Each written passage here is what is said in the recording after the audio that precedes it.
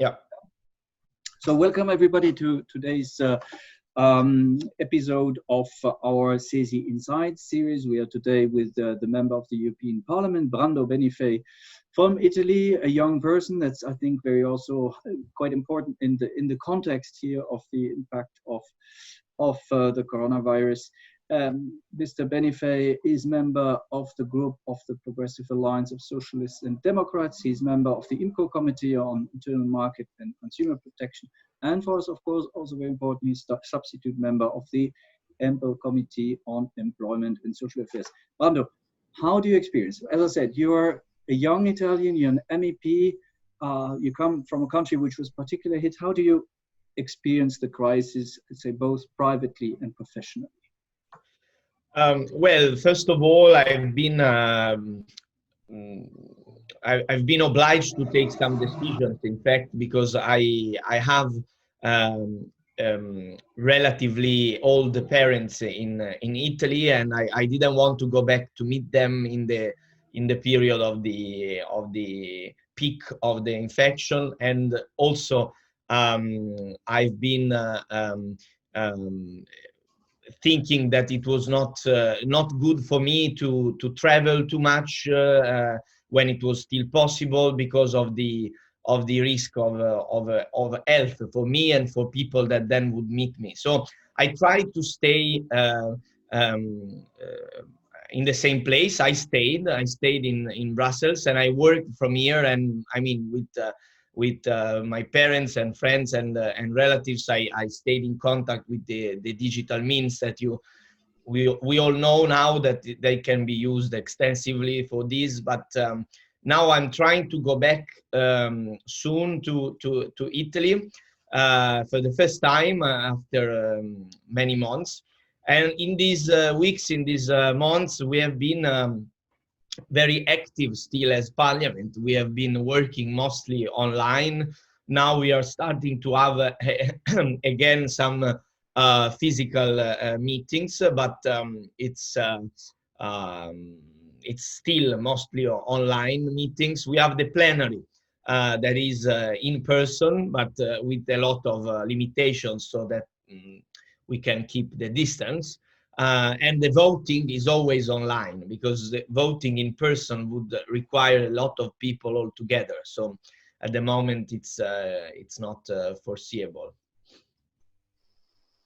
And what do you think now the corona crisis will mean for the labor market, for the employment conditions, and not least, of course, also for social protection? Well, also the Parliament worked a lot in these weeks to ensure that with all the means that we could put in place, we could support and mitigate the risks for employment and social cohesion. We unblocked structural funds that are now more easily usable and more flexibly in the member states to support the immediate relief. And also, as you know, we have been working on this new recovery plan that is now under important negotiations. This is important, and we think that also other instruments that were discussed by Commission and Member States will be important for the labor market situation. I just mentioned the SURE, the instrument for financing the social support to maintain jobs in the Member States. This will be very important, all the combination of these actions, because in the next months, for sure, we will see the maintenance of a high degree of usage of support instruments, of instruments not just to maintain some income, but also to maintain jobs in businesses that will see their activity reduced. They will see their activity limited because of the reduction of people spending, of the purchasing activity. We see that it's not only an issue related to the health emergency per se, but it's also a psychological effect.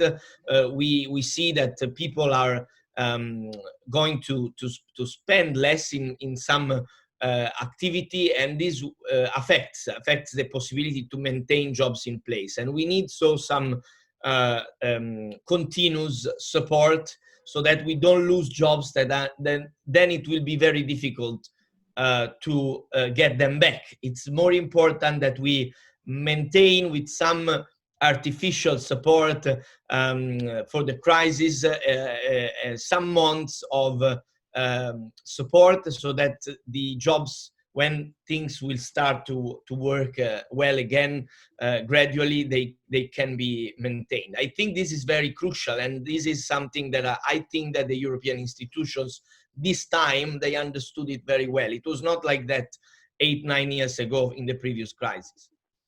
So basically, I hear from you also that you're kind of expressing also your satisfaction given the responses of the different EU institutions.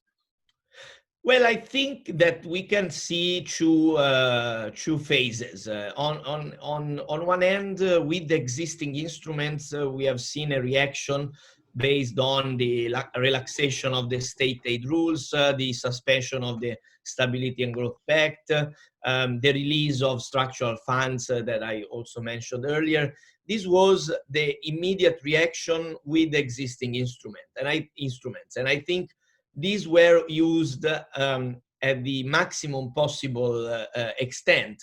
I include in that also the purchasing program of the ECB that supports the national sustainability of debt and deficit for each member state.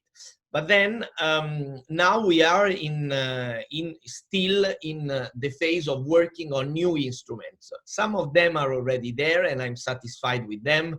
For example, the SURE that I mentioned, but also the enlargement of the EIB capacity to lend money to businesses. That will be very important for those that are more able to restart more strongly their activity. But then we have still a negotiation going on for the recovery plan, which is the most important. Is the one that would, through a common issuance of titles on the financial markets, it's a common response at European level that can mobilize a lot of resources. We are talking about 750 billion euros being raised through the emission of common titles. So this is still under a hard negotiation. So I'm saying I've seen a strong reaction, but it's incomplete still, and we need to see what happens with this negotiation on the recovery plan on Next Generation EU, because that's really crucial, because it's introducing also a common response, not just facilitating national financing, which is the difference of this plan and why it's also politically more complicated to discuss. We guess also that the hardest negotiation lines will be between, on the one hand, loans and grants, and the other question also, which conditionalities can be actually tied to this support. What is your group there? I think certain issues are, I could imagine, particularly important when it comes to conditionality, especially. Well, first on the loans and grants, we are convinced that we need a good balance, that we need to have both, and I think we can find agreement on that. On the conditionality, I think the approach that was proposed and was explained very well by Gentiloni and Dombrovskis in a press conference after the presentation of the plan is a sound and correct approach and should be supported by everyone. The idea is that the European Commission has released, it will continue to release country-specific recommendations on reforms, on issues that should be changed in the view of the Commission in a member state to follow the European common objectives based on the various agendas that the European Union adheres to. This means different recommendations. For example, for Italy, last time it was more than 20 on different fields: fiscal reform, reform of the pension system, reform of the bureaucracy, digitalization, etc. Then each member state in Europe has its own government with its priorities. So in the case of the Italian government and the Italian usage of the plan, we would need the government in Italy to choose some priorities, which need to be based on the general recommendations of the Commission, which, as I said, are many. So you will need to choose on which fields you want to concentrate. From the side of Italy, for sure, we will need to reform the bureaucracy, reform the fiscal policy. We are discussing that already quite in depth, because this can be a way to, for example, rebalance in a more just way the fiscal stance in Italy. Today, business and labor and workers are too much taxed compared to capital and rent. And this has been a recommendation for a long time by the Commission. And I think that's a good thing that the government, I'm sure it can support. So what I'm saying is there will be no Brussels imposing an agenda, but rather it will be the member states, the governments with each its own agenda. They are based on different political forces to propose how to use the money based on their conviction, their priorities, based on the general indications of the Commission. So I think it's the other way around compared to the past, and also to the fears that we hear of Brussels dictating the policies. This is not something that will happen, and I think we should defend this approach and not change it. Yeah, our Presidium also has strongly supported the proposals and will continue to support them. And I think for us it's very important also that there's no, as you mentioned, there will be no memoranda of understanding and no troika showing up as was in the past. I think psychologically this is very important. Brando, to conclude, what do you think will be the impacts on our ways, on the way we work, on the working conditions, and maybe also to finalize, or as a final comment, what do you think about the importance of trade unions, and of course some final remarks to the CESI community? Well, I think that we will need for sure a strong trade unions, a strong trade union movement in Europe now to confront the challenges, the crisis that we are living in. It's crucial because without trade unions, we cannot really come to specific agreements on how to reach the best balance for workers in terms of rights and wages in a moment where we are in a general difficulty, and it must not be the workers to pay all the burden of such a difficult moment for the whole of the society.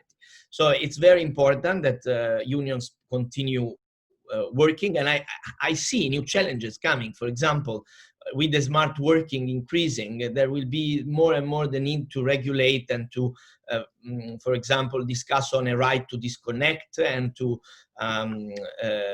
negotiate the working conditions, because it must be partly done by the law, but partly needs the social partners to find agreements. This is already a big challenge on the ground, that it needs action soon. And without the unions, we cannot reach, I think, useful results. Mr. Benifei, I thank you very much for participating. Wish you all the best, both professionally, but also in your endeavor to come back to Italy as quickly as possible, and take care of yourself. Thank you. Goodbye. Bye.